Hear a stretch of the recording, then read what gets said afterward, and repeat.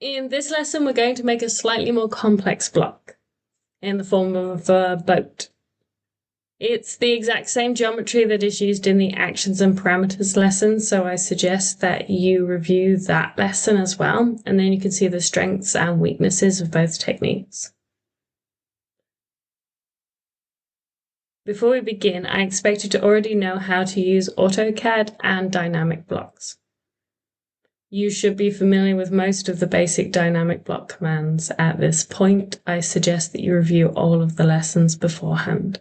We will be covering how to use the symmetric constraint and how to use the collinear constraint, and you will also have an opportunity to practice using the coincidence constraint again. You should start with a reference file, but you can also just start with 5 lines and a triangle if you wish. Now, before we begin, what are we going to do first? That's right, the fix constraint, which is going to go in the bottom left corner. That's my favorite position to start with. And it's going to be the 0, point of the block. It doesn't have to be, but it really does help you to do that. Then going to use the coincidence constraint. Remember, it's like a magnet. So I go click the first one and the other one sort of goes and gets attached. Always think about which one you click first. We're going to connect 4 of the lines to create a sort of closed block.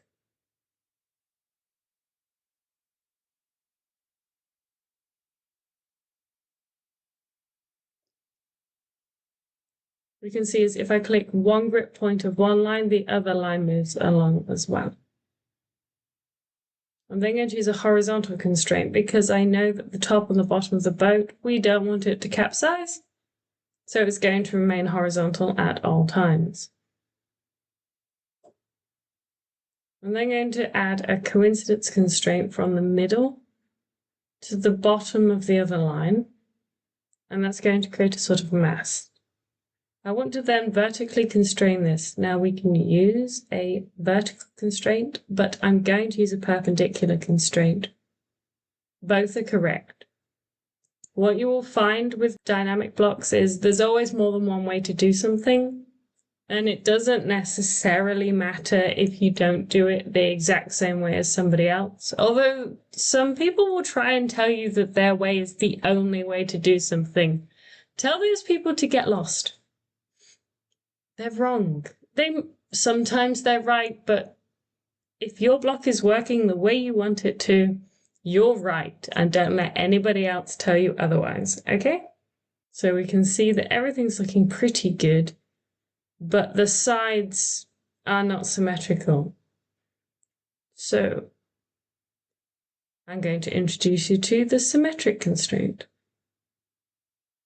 We're going to click one side of the boat, then the other side of the boat, and I'm going to use this mast as a mirror line.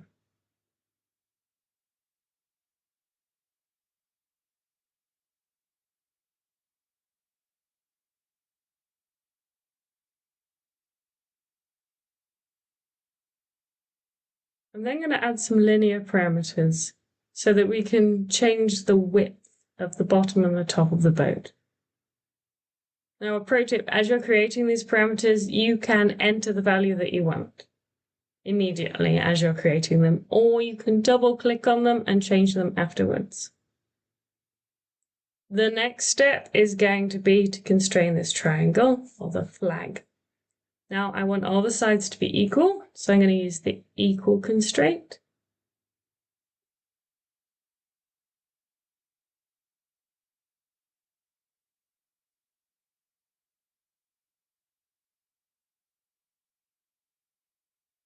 And I want the sides to be adjustable. I'm going to use the aligned constraint.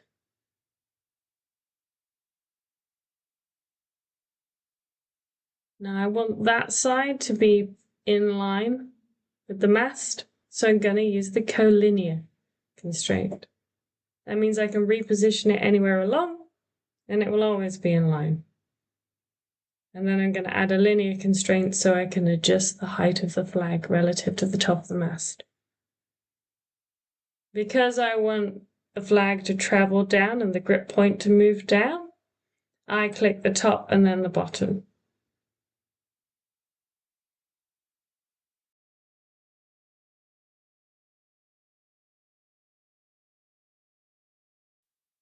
I'm going to do the same on the mast, but if I click top to bottom, you'll see that the grip point goes down.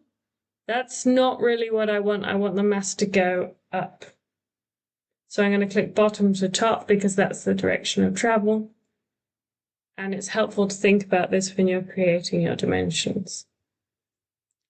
And I'm just going to go in and I'm going to manually move the grip point so we can see what's going on a bit better.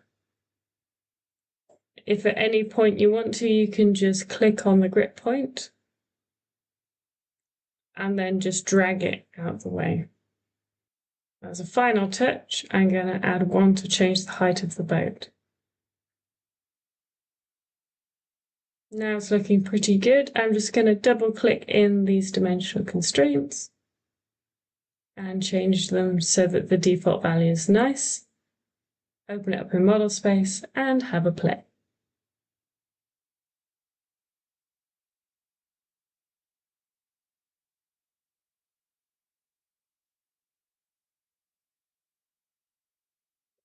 And this is the exact same geometry as is used in the parameters and actions course. So I strongly recommend that you review the other lesson and then you can compare and contrast and see the positives and negatives of both approaches. Experiment a bit yourself with your own blocks before you move on to the next lesson. Good luck.